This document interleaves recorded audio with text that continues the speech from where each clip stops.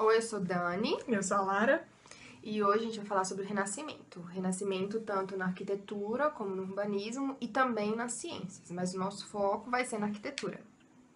O Renascimento corresponde ao período do século XV e século XVI. Ele é chamado assim pois aconteceu um grande crescimento com as áreas no comércio, urbanismo, cultura e especialmente na ciência, que até então estavam estagnadas no período das trevas, que é conhecido o período como Idade Média. No Renascimento também foi uma retomada às ordens arquitetônicas clássicas e greco-romana. Aí com isso teve a volta dos capitéis e das colunas. Mas mesmo com essa volta da retomada clássica, ainda demorou a ruptura do mundo antigo de imediato do antropocentrismo. Não, é do teocentrismo! É o antropocentrismo! Não! Antigo que é... Ai, Oi, eu sou Dani. eu sou a Lara. E hoje a gente vai falar sobre o Renascimento. Renascimento tanto na arquitetura, na arte e também no urbanismo, mas o foco vai ser mesmo na arquitetura. O Renascimento corresponde ao período do século XV ao século XVI. Ele é chamado assim pois aconteceu um grande crescimento nas áreas do comércio, urbanismo, cultura e especialmente na ciência, que até então estavam estagnadas no período que ficou conhecido como cidade... Ai, Gra, continua. Tá, que até então estavam estagnadas no período que ficou conhecido como Idade das Trevas ou Idade Média. O Renascimento foi a retomada às ordens arquitetônicas da Antiguidade Clássica greco-romana, como estilo de colunas e também os capitéis. Entretanto, ainda que o período clássico tenha inspirado na arquitetura renascentista, não houve de imediato a ruptura brusca do período gótico.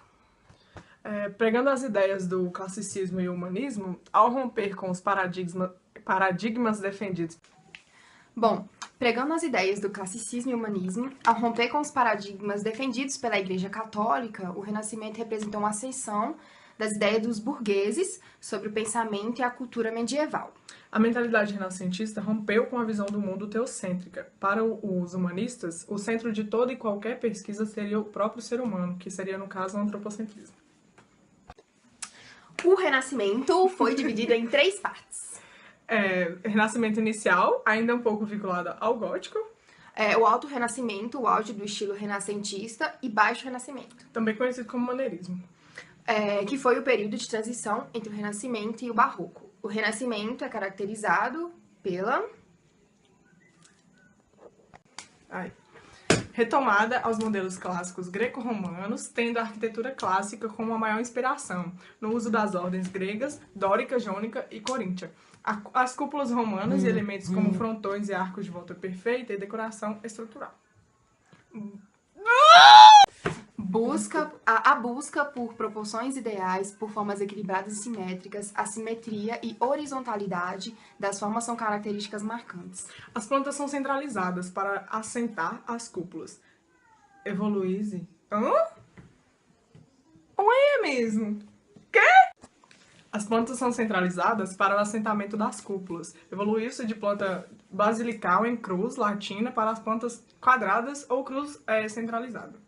As edificações são marcantes pela monumentalidade. Utiliza-se arcos de volta perfeita e 2 tipos de abóbadas, de berço e de aresta. Já no urbanismo, O que é isso? Cidades eram. Tá vendo? Já no urbanismo, as cidades eram organizadas segundo uma malha regular. As ruas eram retas, houve ampliação nos centros urbanos e havia repetição de elementos uniformes, já que o Renascimento pregava a simetria e as formas regulares. A primeira obra desse período, ainda que se encontrava em transição, é a Catedral de Santa Maria del Fiore. Santa Maria del Fiore! Vai! Não, mentira! Mais de 500 anos depois da sua construção, o domo, projetado por Brunelleschi, continua sendo a maior cúpula de alvenaria já construída. Nessa catedral... Não, Cala a boca! Foi ele quem conferiu a ela um detalhe que tornou o símbolo dessa primeira fase no Renascimento, que foi o seu domo. Nessa catedral pode-se observar a volta da cúpula, que foi esquecida no período gótico, os óculos e a lanterna do topo permitem a iluminação dos cruzeiros. Ela conta com uma planta em cruz latina centralizada e o assentamento da cúpula. Bramante e Michelangelo foram outros nomes importantes do Renascimento. Eles contribuíram para a construção da Basílica de São Pedro, no Vaticano, com a planta centralizada e o assentamento da cúpula. Retomam aos modelos clássicos utilizando as colunas com a mesma composição: base, fuste e capitel. E o entablamento com arquitrave, friso e cornicha. Pode-se observar em sua composição também frontão, arcos de volta perfeita e abóbadas de berço.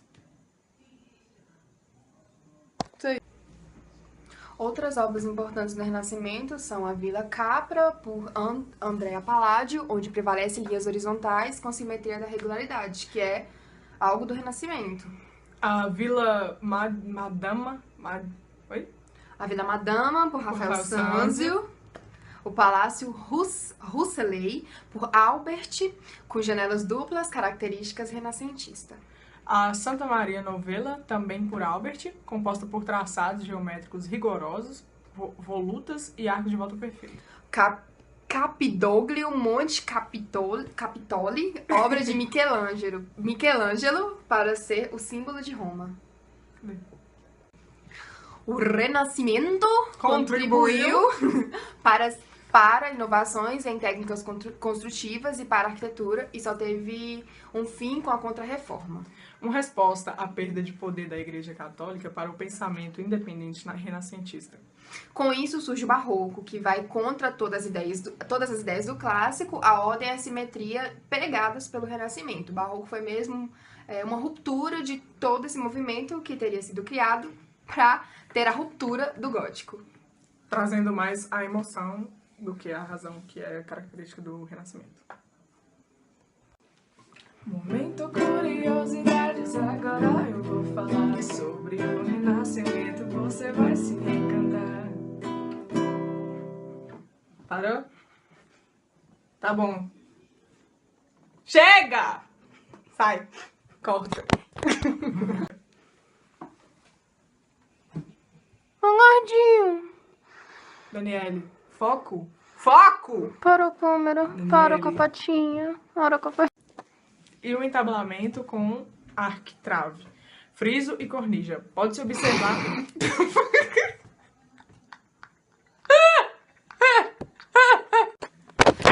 Meu Deus, de novo não, senhor. Nessa catedral, pôde-se observar o reaparecimento da cúpula, que foi esquecida durante o período gótico.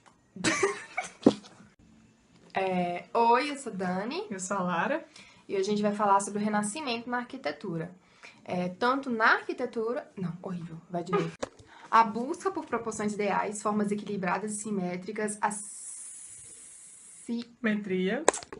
A primeira grande obra desse período, ainda que se encontrava em transição, é a Catedral de Santa Maria.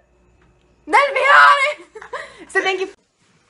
Pela retomada aos modelos claros, formas horizontais. Cala a boca! Busca por proporções ideais, as formas equilibradas também. O marcante das formas horizontais são marcantes... Vai tomando conta.